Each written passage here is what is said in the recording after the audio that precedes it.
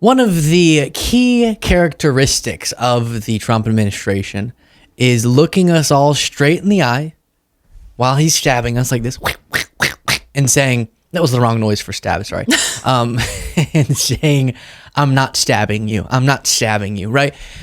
And another example of that is what I want to explore in this segment. I have someone with me who's going to wreck, obliterate, crush the claims Trump is about to make. But first, let me show you. Recently, he's been continuing to double down on the claim that, no, we're not going to do anything to Social Security that's going to hurt anyone's benefits.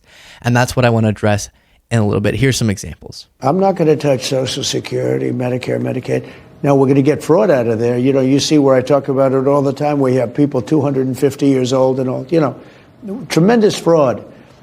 But that has nothing to do with that. We're going to get the fraud out. And everybody wants us to get the fraud out, and therefore you'll make it better. But we're going to have tremendous growth. Look, Social Security won't be touched, other than if there's fraud or something, we're going to find it's going to be strengthened, but won't be touched. Medicare, Medicaid, none of that stuff is going to be touched. Nothing. You don't have to. Oh. Now, if there are illegal migrants in the system, we're going to get them out of the system and all of that fraud, but it's not going to be touched. Okay, so Brittany Page with me. Host of the Page Perspective. Hello. Tell me, what are you saying? He's lying to us? There's no way. Again? Just endless lies, right? Especially with Social Security, which is so important. But this is reporting from Popular Information, which is run by a fantastic independent journalist, Jed Lugham. And he writes that an internal Social Security Administration memo sent on March 13th and obtained by Popular Information details proposed changes to the claims process that would debilitate the agency, cause significant processing delays, and prevent many Americans from applying for or receiving benefits. The memo purports to be motivated by a desire to mitigate, are you ready, Luke? Mm-hmm. Fraud risks. Oh, of course. This is the umbrella term for every agency that they want to dismantle.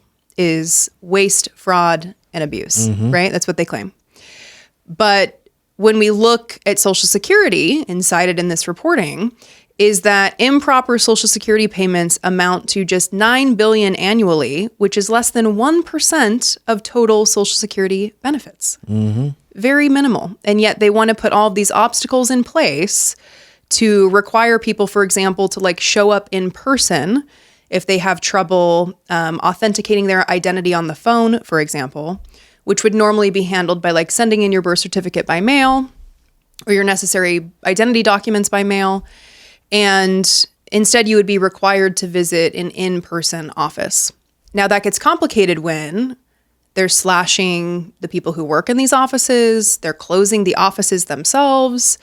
And a lot of times people have limitations where they can't actually make it to an in-person visit, an in-person office. So like with so many other things we see from conservatives, whether it's implementing work requirements or the paperwork process required to get benefits, this is designed to prevent people from ultimately receiving their benefits. Yeah, and we've gone over this. At one point, there was a fight over SNAP benefits.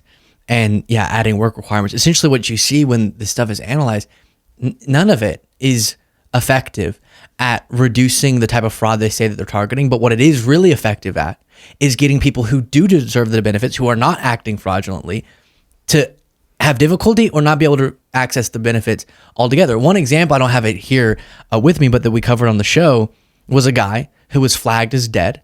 Ned Johnson.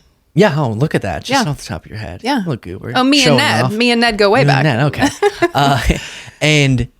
And he had his benefits cut off by Elon. And this was an example of a dead person, and then he was very much alive. And they took like $5,000 from his bank account. They took it out. Took it out of his bank account. Yeah, they're like, you're dead. You got these payments unnecessarily. We're going to debit your bank account for $5,000. And in that reporting, he said that if he was living solely off his Social Security, which a lot of people are, that he would be close to dumpster diving. Because imagine $5,000 being taken from your bank account, right? A lot of people, what would you do in that situation? That's a lot of money to take out of a bank account. Yeah, and just to emphasize something that I have many times, the argument, the straw man here, similar to when we say, let's not throw out due process, and they say, so you want gang members? And it's like, no, we want no gang members and due process. But a similar thing here, they say, oh, well, you just want the fraud and waste. No, number one, we don't like that you actually haven't found the fraud. Every time you try to put it up on your site, you're just lying about stuff. A good example of Social Security, it's gonna be, that's what we're talking about now, so we can cite. We talked about it. See? We warned. The justification for Social Security cuts is the look at how many people Trump listed off. This many people are over the age of 150. And it turned out that was all just because they were going and looking at in the database how many people are documented, not how many people are getting benefits. And when you look at the audits, you referenced it, but an organization like Social Security, actually better than even I'd expect, does a pretty good job of preventing fraud given how massive the scope is.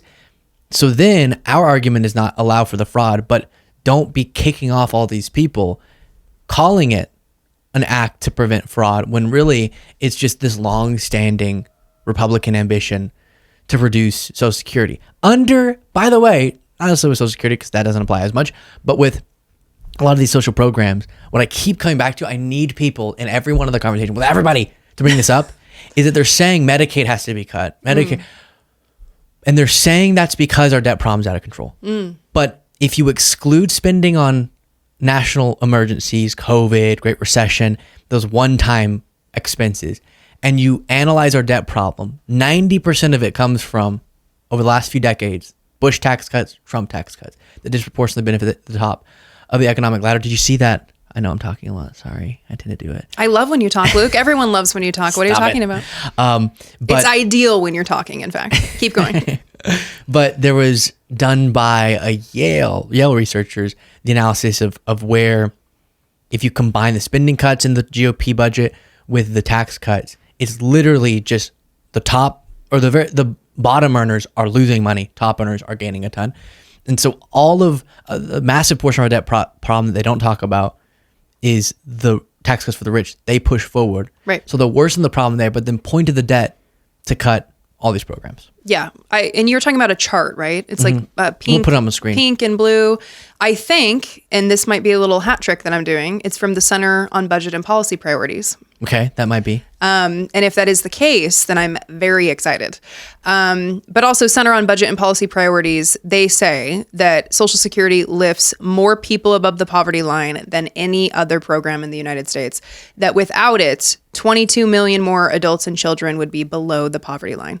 So just for me, I guess I get angry and rageful thinking about someone like Elon Musk stepping in and saying that people who would otherwise be in poverty without these benefits should not get them, as he is single-handedly putting his hand in every federal agency in order to enrich himself when he's already the richest man on earth. How much more do you need, Elon? How much more do you need? And if you think, guys, I know there's someone out there who's thinking, wow, Elon hasn't said he wants to go after Social Security.